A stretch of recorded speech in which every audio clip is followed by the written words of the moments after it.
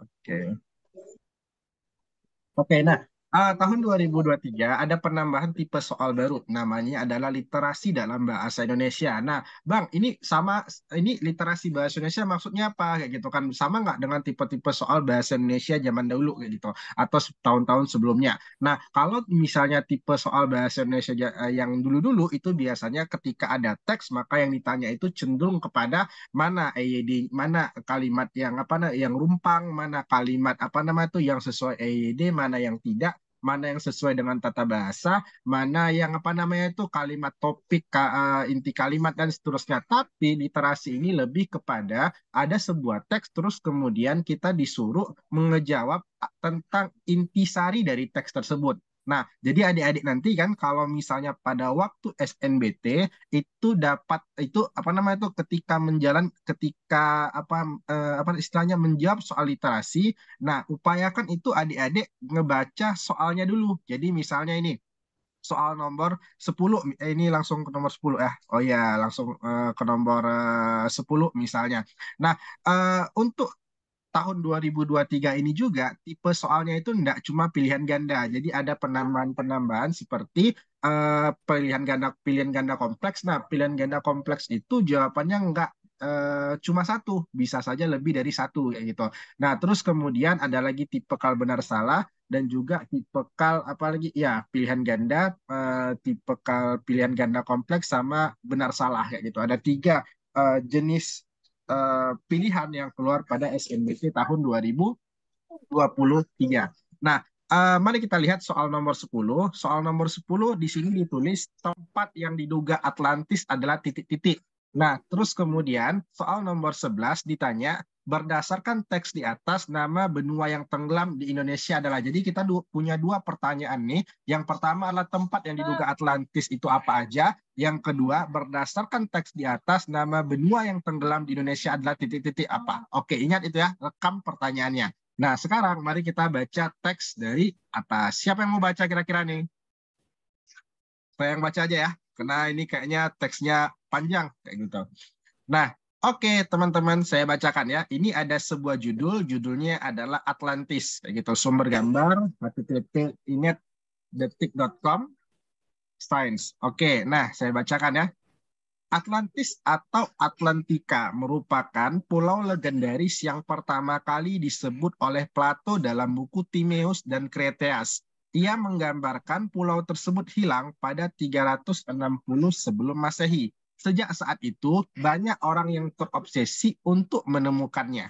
Meski sebagian sangsi dengan apa yang disebutkan Plato dan beranggapan itu hanya karangannya, sejumlah Atlantologis masih berupaya membuktikan keberadaan Atlantis. Sekiranya ini dia 5 tempat yang dipercaya merupakan merupakan keberadaan dari Atlantis. Jadi ada sebuah tempat yang menurut seseorang namanya adalah Plato. Jadi dia berbicara tentang suatu tempat namanya Atlantis kayak gitu. Nah, sekedar informasi, apa namanya tuh Atlantis itu apa sih, Bang? Eh, Banyak orang yang percaya bahwasanya sebelum dunia ini seperti sekarang, kayak gitu kan, dulu di zaman dahulu sebelum banjir bandang datang pada zaman Nabi Nuh alaihissalam, ada suatu tempat terkeren, termasyur dengan teknologi yang sangat hebat, dengan peradaban yang luar biasa. Nah, tapi tenggelam. Nama tempat itu adalah Atlantis dan itu yang dipercaya sama orang-orang kayak gitu. Nah, si Plato bilang seperti ini, apa namanya itu ada dulu namanya Atlantis kayak gitu. Nah, terus kemudian ah, sejumlah Atlantologis kayak itu orang-orang yang percaya bahwasanya masih ada tuh yang namanya Atlantis itu memperkirakan setidaknya ada 5 tempat yang dipercaya sebagai keberadaan Atlantis gitu. Oke, yang pertama ya. Yang pertama namanya adalah Jalan Bimini. Nah, pada pertengahan tahun 60-an, penyelam Manson Valentine menemukan batu yang seragam dengan jarak sejauh setengah mil di Kepulauan Bahama. Meskipun dianggap sebagai peristiwa geologi karena penyusunan dan bentuk batu yang tidak biasa, dipercaya bahwa formasi ini adalah sisa-sisa dari jalan kuno Atlantis. Jadi lokasi pertama yang dipercaya itu adalah yang pertama apa? Jalan Bimini kayak gitu. Iya, Jalan Bimini. Letaknya di mana? Di Kepulauan Bahama kayak gitu. Nah, yang kedua adalah Spartelbang. Nah, Plato mengatakan kota yang hilang itu terletak di luar pilar Hercules, dua batu di Selat Gibraltar. Pulau Spartel pernah berada di sana. Para pelaut yang lewat mungkin telah melihatnya lenyap pada akhir zaman es terakhir. Tetapi jika memang benar begitu, tidak ada catatan yang menunjukkan bahwa Spartel Bank adalah Atlantis. Oke, yang kedua, tempatnya selain Jalan Bimini tadi, yang kedua Las Partelbang kayak gitu. Nah, terus kemudian yang ketiga adalah Indonesia kayak gitu. Jadi ilmuwan asal Brazil, Aricio Nunes dos Santos dalam bukunya Atlantis, The Lost Continent Finally Found, The Definitive Localization of Plato Lost Civilization, membandingkan beberapa negara dengan ciri-ciri benua Atlantis. Nah, mulai dari luas wilayah, cuaca, kekayaan alam, gunung berapi, hingga cara bercocok tanam. Tak tanggung-tanggung penelitiannya untuk buku tersebut menghabiskan waktu 30 tahun. Nah, Santos akhirnya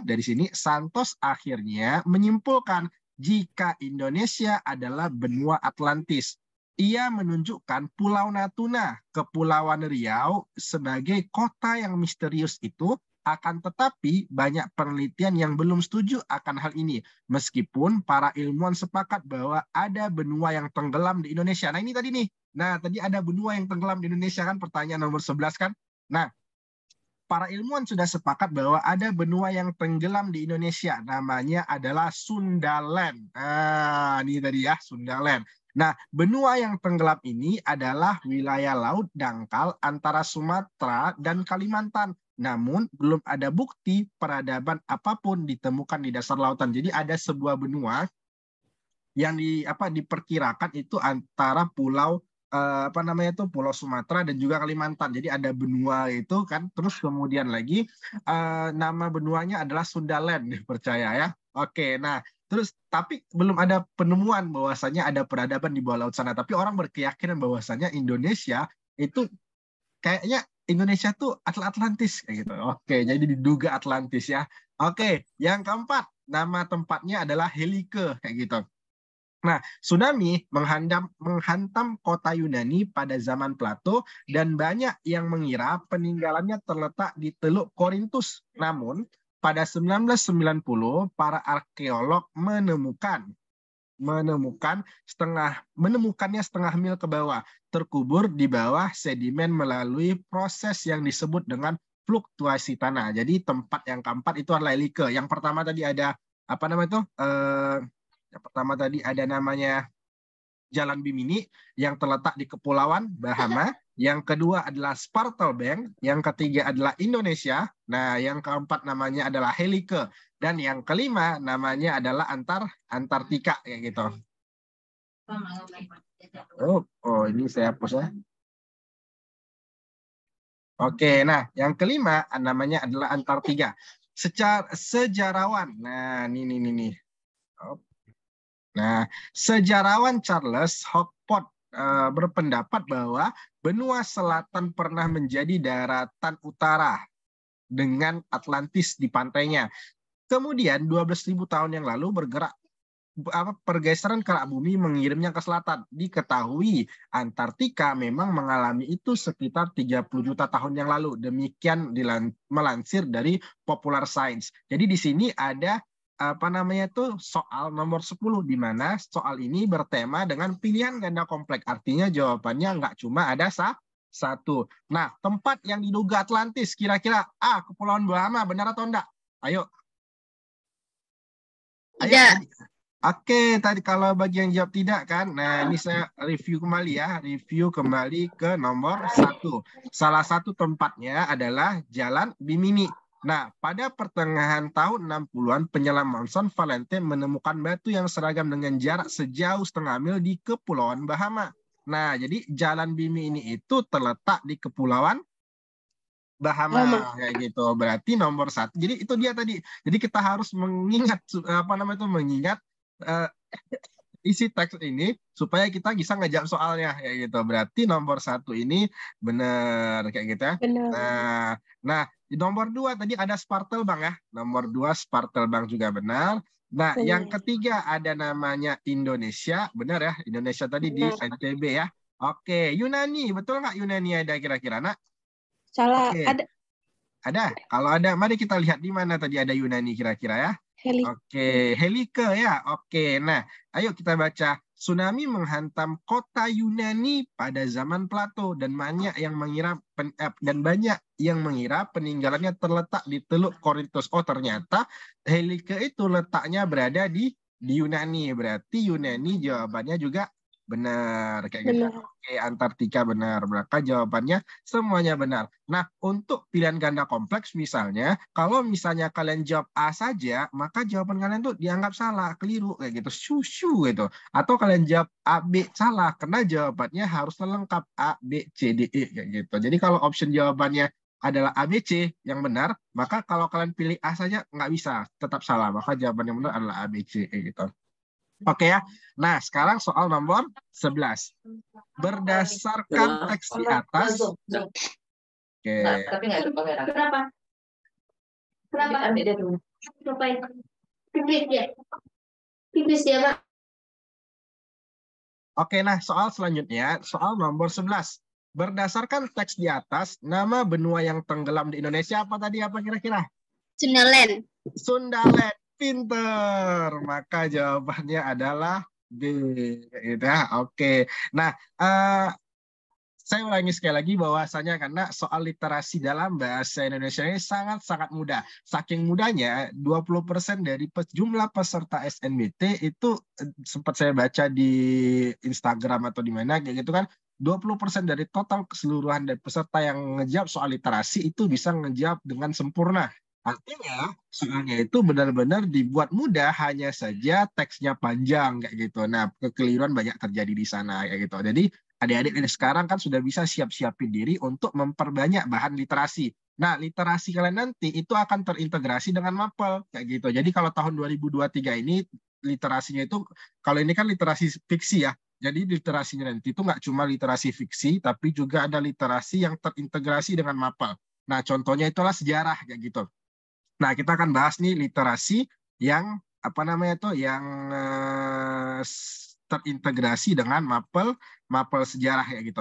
Nah, sebenarnya bagi teman-teman yang tahu ada ilmunya tentang sejarah, misalnya kalau sempat ada dapat teks soal teks dan integrasi tentang sejarah, jadi tanpa perlu baca teks pun udah dapat ngejawabnya. Tapi kalau misal teman-teman yang nggak tahu, yang ilmu pengetahuannya mungkin belum nyampe ke sana, berarti harus memang baca teksnya dari awal kayak gitu. Nah, ayo kita cek soal selanjutnya, soal teks yang terintegrasi dengan pengetahuan sejarah. Oke, teks nomor 4.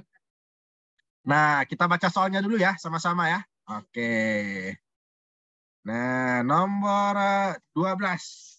Baca soalnya adalah nama perjanjian yang dibahas dalam teks di atas adalah perjanjian apa kayak gitu. Itu yang ditanya nama perjanjian yang dibahas dalam teks di atas adalah perjanjian apa. Nah, yang kedua, ini bentuknya isian singkat kayak gitu. Nah, jarak antara nama sekedar informasi walaupun belum ada yang tahun kemarin yang dapat tipe soal Asian singkat, karena kami tanya sama adik-adik kami kan ada nggak yang dapat soal Asian singkat, nggak ada kayak gitu. Cuman karena basic dari literasi adalah AKM, di AKM itu ada Asian singkat, makanya ini saya buat soalnya tipikal Asian singkat ya. Oke, nah nomor 13, jarak antara perjanjian Linggarjati dengan perjanjian Renville adalah titik-titik berapa tahun kayak gitu ya. Nah, nomor 14, Komisi 3 negara yang dibentuk oleh PBB terdiri dari 3 negara, diantaranya adalah apa? Nah, mungkin bagi kalian yang sudah tahu, oh ini ada Komisi 3 negara dibentuk PBB. Nah, tanpa baca teks di atas, kalau sudah bisa tebak nih, sudah bisa jawab tanpa baca teks kayak gitu. Berarti jawabannya apa kayak gitu ya. Kalau nggak tahu berarti harus kita baca ulang kayak gitu. Nah, nomor 15, berikut ini adalah isi perjanjian Renville, kecuali kayak gitu ya. Oke, nah nomor 16, Perdana Menteri Indonesia saat diadakan perjanjian Renville adalah siapa? Nah, ingat ya, ini adalah soal literasi dalam bahasa Indonesia, integrasi terhadap pengetahuan sejarah. Kalau kalian punya basic pengetahuan sejarah yang worth it, yang lumayan gitu, maka bisa jawab tanpa baca teks kayak gitu. Ayo, nah, oke, mungkin bagi yang bisa jawab, tahan-tahan dulu ya. Ini ya, kita akan bedah soalnya. Bedah teksnya maksudnya. Oke, nah teks nomor 4. Siap? Kita baca ya. Oke, nah teks nomor 4. Perjanjian Renville 1948. Berarti ini perjanjian Renville-nya terjadi pada tahun 1948. Tercatat sebagai salah satu peristiwa sejarah dalam usaha memperjuangkan kedaulatan bangsa Indonesia. Perjanjian Renville diambil setelah Belanda tak kunjung menempati hasil Perjanjian Lingkarjati 1947, yaitu mengakui kedaulatan Indonesia secara de facto. Jadi perjanjian mana terlebih dahulu? Adalah Perjanjian Linggarjati tahun berapa? Tahun 1947. Nah, setelah Belanda itu kurang tak kunjung menepati hasil perjanjian, ya maka terbentuklah Perjanjian Renville tahun 1948. Jadi tadi ada soal jarak antara Perjanjian Linggarjati dengan Perjanjian Renville berarti berapa tahun? Berarti dari 1947 ke 1948. Berapa tahun berarti? Satu Tahun, betul. Nah, oke, kita lanjutkan ya. Nah, sementara Indonesia juga merasa bahwa Perjanjian Linggarjati tidak menguntungkan karena wilayah yang diakui sangatlah sempit. Oke, nah dari sini ada dua perjanjian yang disebutkan adalah Perjanjian Renville sama Perjanjian Linggarjati. Cuman karena di dalam soal pertama tadi perjanjian yang perjanjian yang dibahas dalam teks di atas berarti kan nggak cuma disinggung tapi juga dibahas. Oke, mari kita lanjut ke teks berikutnya. Diawali dari agresi militer Belanda I yang dimulai sejak 21 Juli 1947, tak hanya menimbulkan reaksi di tanah air, namun juga di dunia internasional.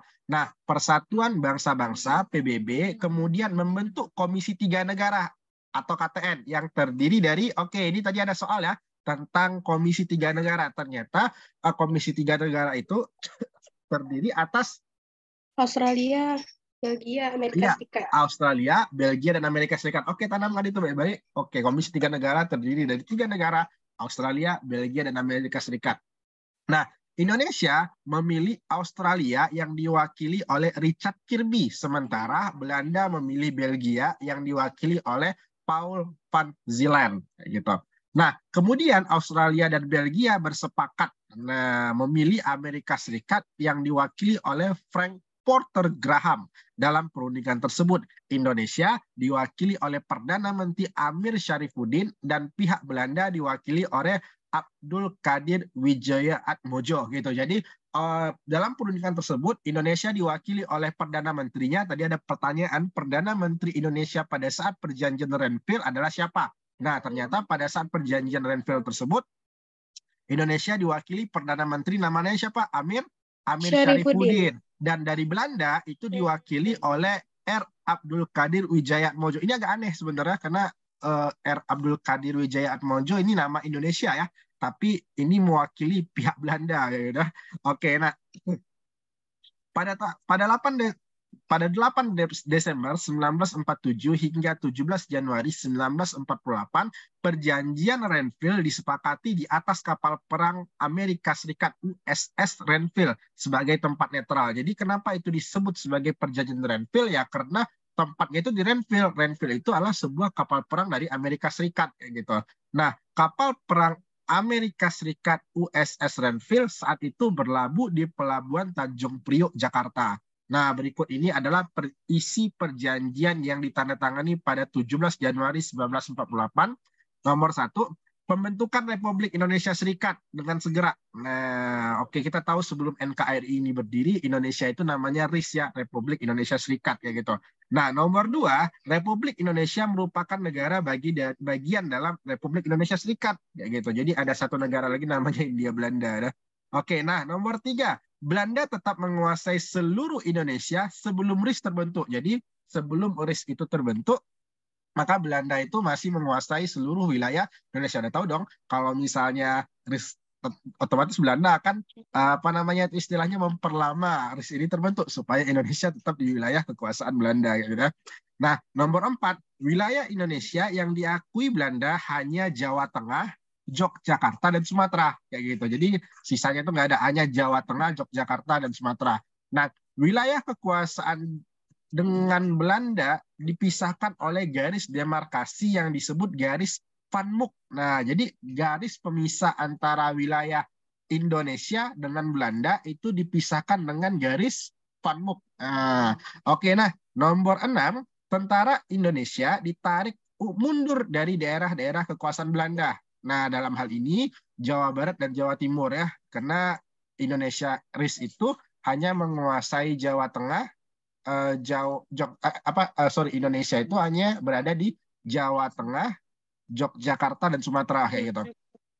Nah, nomor 7 akan dibentuk Uni Indonesia Belanda dengan kepalanya Raja Belanda kayak gitu. Nah, oke. Nah, terus kemudian nomor 8 akan diadakan plebisit atau semacam referendum pemungutan suara untuk menentukan nasib wilayah dalam RIS. Jadi mau pilih mana nih, mau gabung ke Indonesia atau Hindia Belanda kayak gitu. Nah, nomor 9 akan diadakan pemilihan umum untuk membentuk Dewan Konstitut RIS kayak gitu. Nah, dalam perjanjian Renville, akibat perjanjian Renville, luas wilayah Indonesia menjadi semakin sempit dan sangat merugikan. Para tentara di Jawa Barat harus berpindah ke Jawa Tengah yang dikenal dengan peristiwa Long March Siliwangi. Jadi tadi ceritanya kan banyak tuh pasukan Indonesia yang ada di Jawa Timur dan Jawa Barat, tapi karena kekuasaan Indonesia waktu itu hanya ada di Jawa Tengah, Yogyakarta, dan Sumatera, maka tentara-tentara yang ada di Jawa Barat dan di Jawa Timur itu harus melakukan jalan kaki. Nah, ke Jawa Tengah. Peristiwa itu dikenal dengan istilah apa? Long March Siliwangi. Bahkan, ibu kota negara juga harus berpindah dari Jakarta karena tidak lagi menjadi wilayah kekuasaan Indonesia. Hal ini memunculkan rasa kecewa dan membuat munculnya perlawanan di berbagai daerah.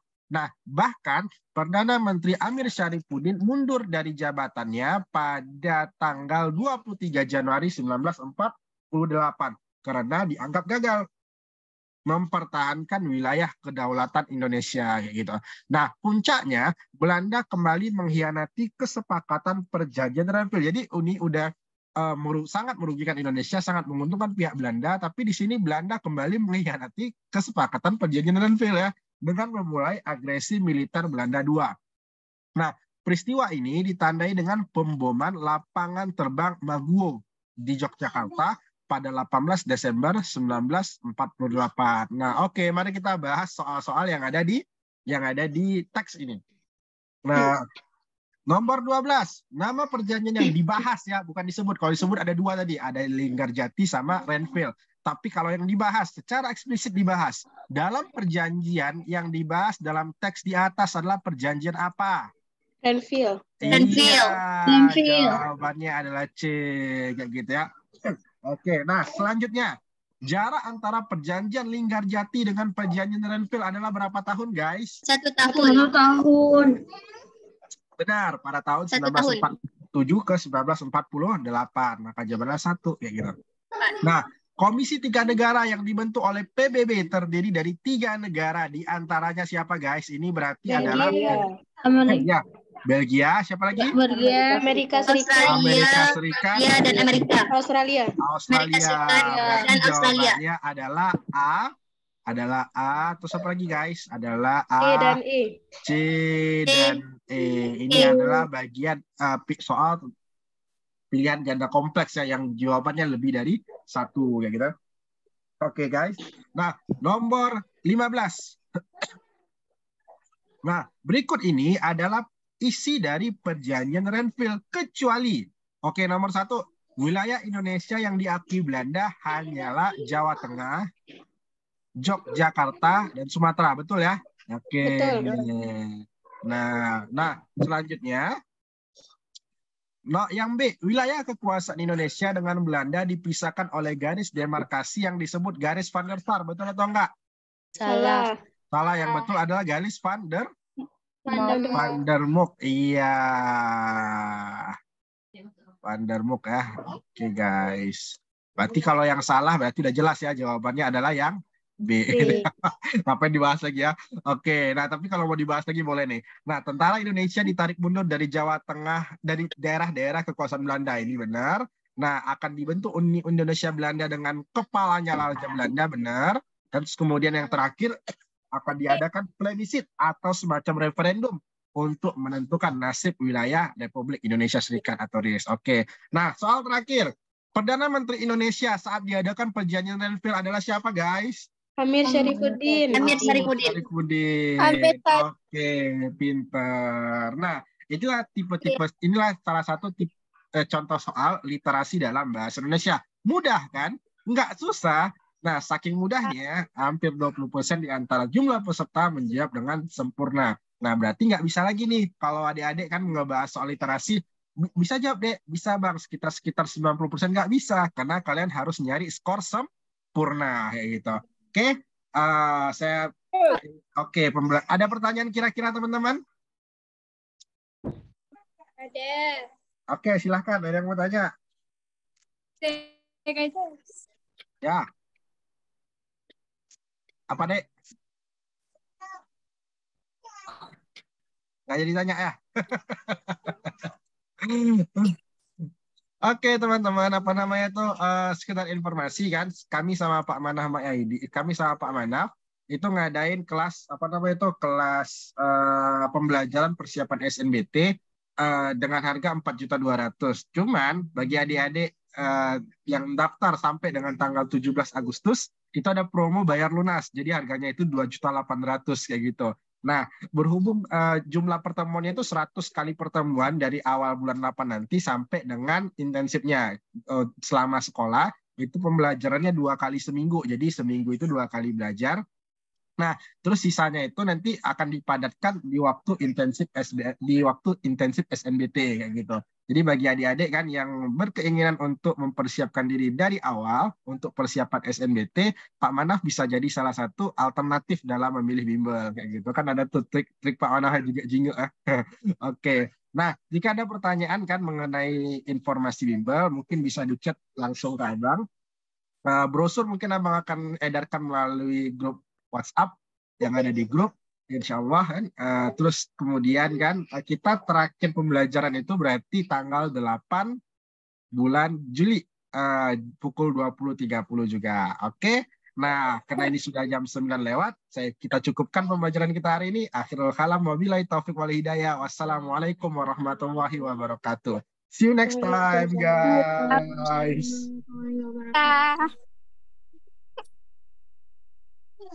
Gitu.